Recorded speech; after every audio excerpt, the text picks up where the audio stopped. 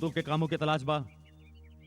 ठीक सुन ले बड़े, बाकी तू दानी नहीं खे, मतलब से आइल हवे। शरत बता दी है पहले।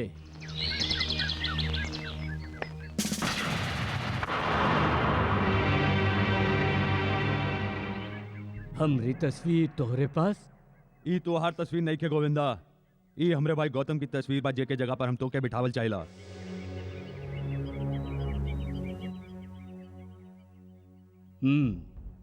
ताकि सारा जमीन जायदाद गौतम बन के हम तोहरे नाम करा दी, और बदला में तू हमार तमाम गिरवी जायदाद छुड़वा देबा, यही है ना? हमरे वादे पर सख्त जिन करा गोविंदा। जमीन तो माई हो खेली, ओकरा खातिर खूनो बहा सके नहीं, बाकी कोनो निर्दोष के खून से ओके कलंकित ना कर सके नहीं। समझ गईले के समझाई? खून के जिम्मा तू हमरा पे छोड़ दा। तब फिर शरत मंजूर बा। तोहरा तक खबर पहुंच जाई, तब चला आई हैं। चला तानी, चला मामा। हाँ, हाँ, हाँ।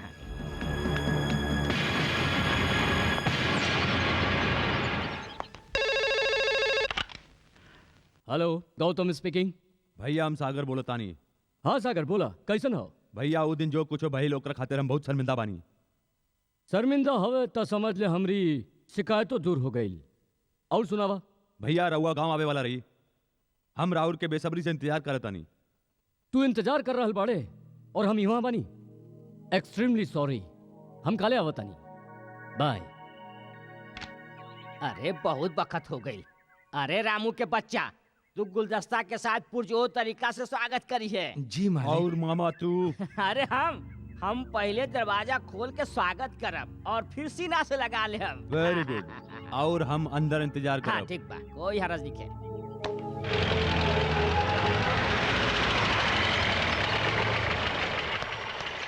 आवा भांजे आवा, ई राजमहल में तुहार स्वागत बा।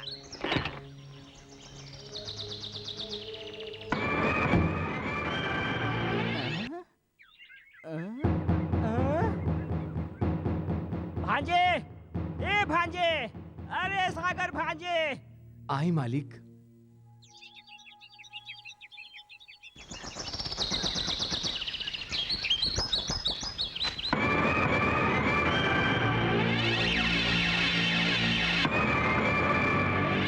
अरे भांजे, अरे भांजे, अरे भांजे, गजब हो गई। अरे गजब हो गई। का भइल? अरे खोदा पहाड़ और निकलल चूहा। अरे वो गौतम के बजाय गोविंदा आ गई, वो ठाट बाट के साथ। मामा याद बा, हम तोरा से कहले रही कि सही वक्त आइल पर एगो राज के बात बताई। यही बाऊ राज की बात। हमरी खुशकिस्मती से गौतम और गोविंदा के शकल एक दूसरे से मिलेला। अरे दुश्मन से दोस्ती करे के यही वजह रहे। अरे दैया, रे दैया, भांजे तोहार करतूत और भगवान के लीला दोनों अपरंपार बा। बिल्कुल। सागर, सागर, अरे सागर कहाँ बाड़े तू? राउर दिल में और रउआ हमरे दिल में। झुका मत। कहूँ हम अपन दिल से निकल के जमीन पर न गिर पड़ी। अंग्रेजी रोटी खाए वाला लोग गिरे ना गौतम बाबू, दूसरन के गिरावे ले, पर भागे पलटा खा जावे ये अलग बात बा। ई हमरे मामा साहब हवन। प्रणाम। रोटी खातिर दरवाजा बदले वाला इंसान नहीं, जानवर हो खेला। हम भारतीय हैं, अपन कर्म से भाग्य बदलल जाने नहीं। महल तो फैंटास्टिक बा। थैंक यू आज हम पूरा रियासत घूम के देखल चाहिला। फ्रेश होके आवा जी। ई देखा मामा, हमार गाड़ी में बम फिट कर दा बम। और उनकर गाड़ी पंक्चर कर दा। समझ गइल? समझ गई नी। और हमार गाड़ी के चोरी के रिपोर्ट पुलिस में दर्ज करवा दा। समझ गइल?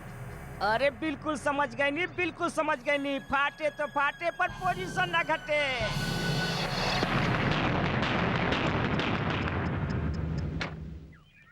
पूरा काम दुरुस्त हो चुकल बा। अरे भांजे, इहो कोनो काम में काम बा। अरे चांद सूरज में बम फिट करे के होके तो कोई बड़ काम होखी। ई तो उंगली हिलावा समझ के काम हो गई। गुड, वेरी भांजे गुड। काम हो गई, अब तो फटे ही मामा फटे। जी। एगो बात कही, अरे एगो का 1000 कहा 2000 कहा। हम समझे नहीं के ऐसन काहे ना करी कि तू हमरे साथ घूमे चला। नहीं, अरे भांजे का कह रहा है? अरे ये उम्र भी कोनो घूमे फिरे के बा। अरे ये गाड़ी में हमके बहुत उल्टी आवेला। रवा फिक्र झीन करा, हम शीशा नीचे उतार दे। काहे सागर? भैया एकदम सही कहा था वे। अरे का ठीक कहत हवे? अरे तू इनका उल्टा सीधा बात में हाँ मिलात हवा। अरे तोरा तो पता बा हम सदियन से बीमार चलत तानी। तोहरा आवे के खुशी में हम अपन गम भुला देनी, वरना हम जलपान ग्रह में कम प्रसादन ग्रह में ज्यादा रहेनी। अजमवा जे खराब बा कम वक्त। अरे बाप रे बाप, अरे वो रामू के बच्चा, अरे पानी निकाल दे जल्दी से, ना तो धोतिया खराब हो जाए तो तोहरे के धोवे के पड़ी। वाह भैया। अरे दैया। Oh my God. भैया एगो काम करा, एकरा में तो वक्त लग जाई, रहुआ हमार गाड़ी ले जाई। अरे सुना, गौतम भैया के हमारी गाड़ी की चाबी दे दो। ओके बाय सागर। बाय। गौतम बाबू, ई तो हार ब्रेसलेट। Oh thank you.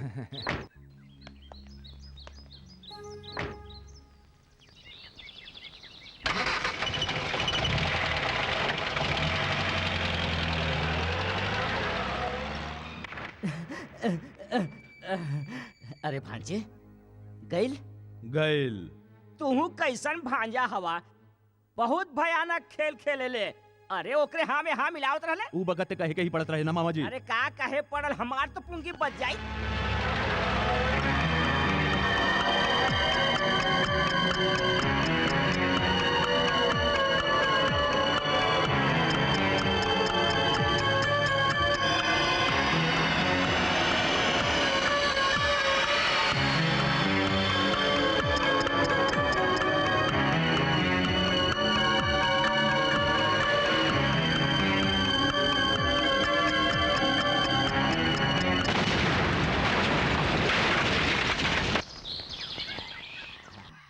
भांजे, लोग तो मरे के बाद स्वर्ग देखे ले, जैसे गौतम देख रहा हो कि हाय हाय हाय हाय। बाकी आज हम तो जीते जी स्वर्ग देख ले ली। अरे बरसन के संजोई सपना जो साकार हो गई। सच कही भांजे, आज हम इतना खुश बानी कि जी चाहेला कि हंसते हंसते रो पड़ी। भांजे इंस्पेक्टर।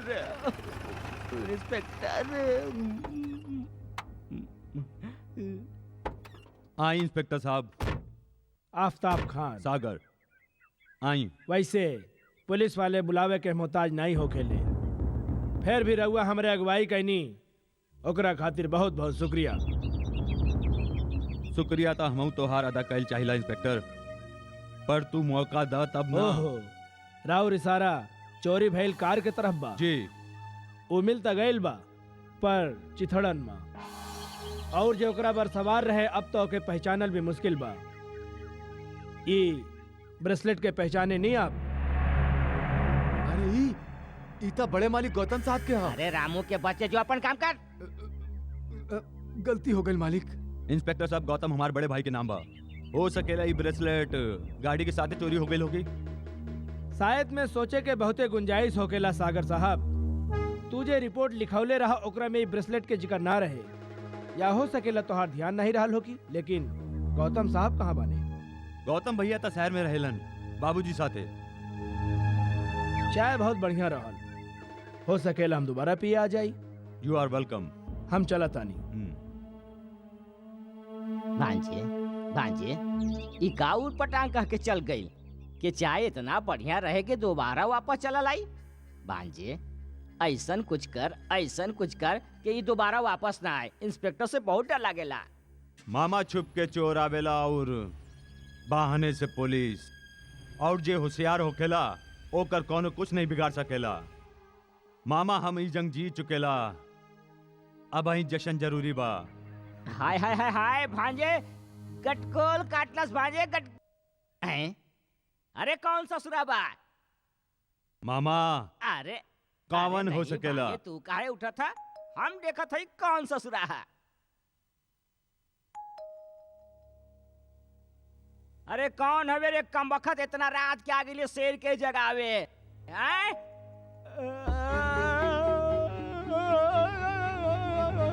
भूत भूत भांजे भूत। अरे चिल्लात का है बाबा माँ का बैल बाजे, भूत। भूत पोजीशन बहुत खराब बा। भूत भूत भूत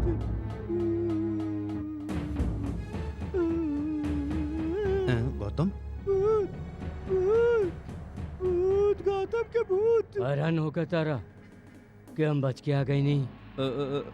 आपने बच के आगे नहीं, एक तरह से बड़ खुशी की बात और का हो सकेला, पर हम हैरान ई खातिर बानी के इतना बड़ा हादसा हो गई। हादसा नहीं, साजिश का साजिश का जायदाद भाई की जिंदगी से बड़ हो खेला। अगर तो के जायदाद चाहत रहे तो हमके एक बार बोल देता, हम तो के खिलौना जैसन गिफ्ट कर देती। और कुकुर मामा तू हमरी लंबा उम्र के दुआ देत रहे। भांजे चुप साला कमीना, मामा के मतलब जाने ले? मामा दू माई के प्यार, अबे बिना छत के मकान, हम तो तोके खटमल के जैसन यूं मसल दे, यूं मसल दे। गर्दन में तेल लगा के मालिश कर, फांसी के बाद गर्दन लंबा हो जाला। हम तो चलतनी थाना। भांजे भांजे हमके माफ कर दे भांजे, बहुत भारी भूल हो गई रहे। दौलत के लालच में हम आनर हो गई रहली, और कहूँ ना कहूँ हम मजबूर रही। यही खातिर अपन पाप के पश्चाताप से बुझावे खातिर हम दारू पे दारू पियत रहनी। भांजे हमके माफ कर दे मामा भांजे। बहुत हो गई माफी,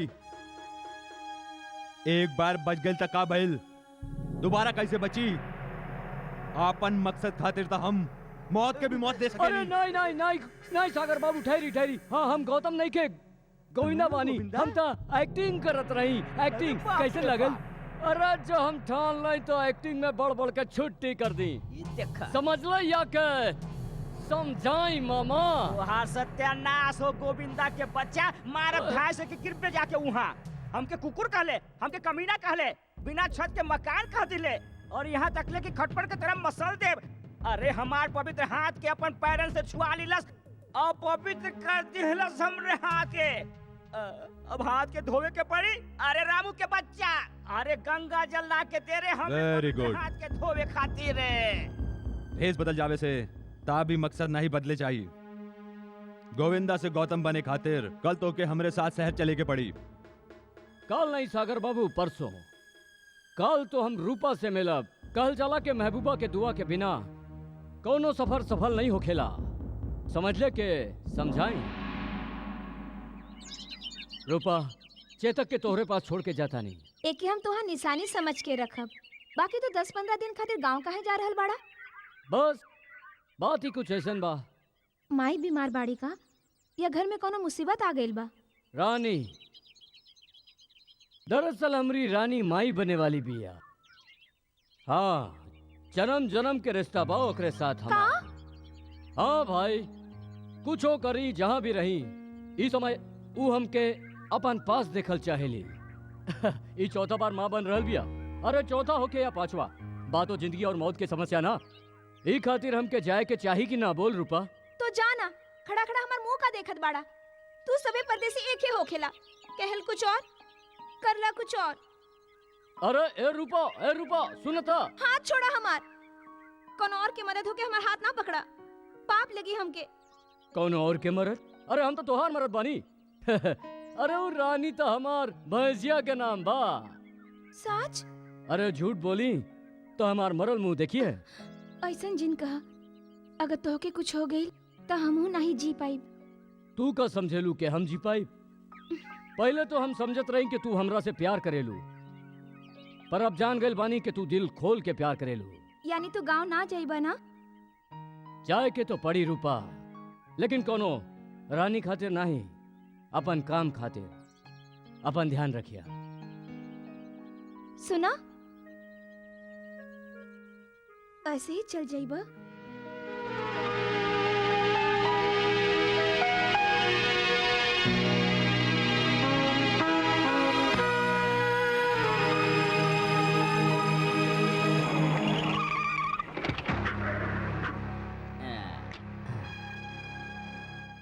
हाय हाय हाय हाय हाय हाय, एकदम में गौतम जैसा लग रहा बा। अच्छा ट्रेनिंग के बाद याद बाना वकील साहब आयल होखियन कागजात पर दस्तखत करती है हैं काहे भांजे बिल्कुल चला। ठीक। चला। अरे आवा आवा गौतम, खुश रहा बेटा, खुश रहा। तो लागी जी चाची अरे अरे का करत आनी आई बैठ जाई।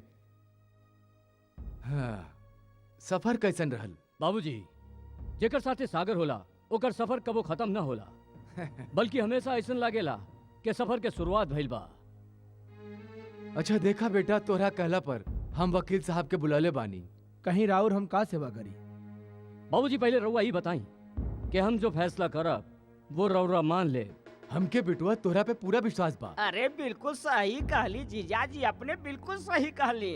अरे पिता पुत्र के रिश्ता में अविश्वास के गुंजाइश कहाँ बा? भांजे फैसला सुना। बाबूजी, गांव के जायदाद के हिफाजत ये एगो सिपाही जैसन और देखभाल एगो किसान जैसन कैले बा। गांव के माटी के पानी और पसीना से नहीं बल्कि बखत आवे पर अपन खून से सिंचले बा। ऐसे जौन चीज के अहमियत जेकरा लगे ज्यादा होखे वो चीज ओकरे पास होए के चाहिए। रहुआ बिल्कुल ठीक कहली भैया।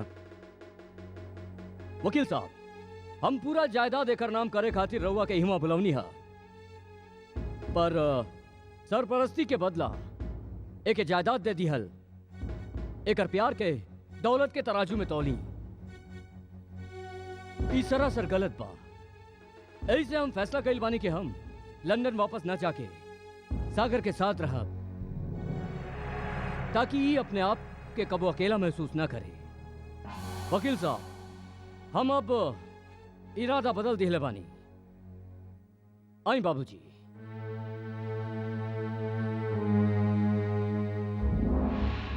भांजे ये तो गुरु घंटाल निकलल।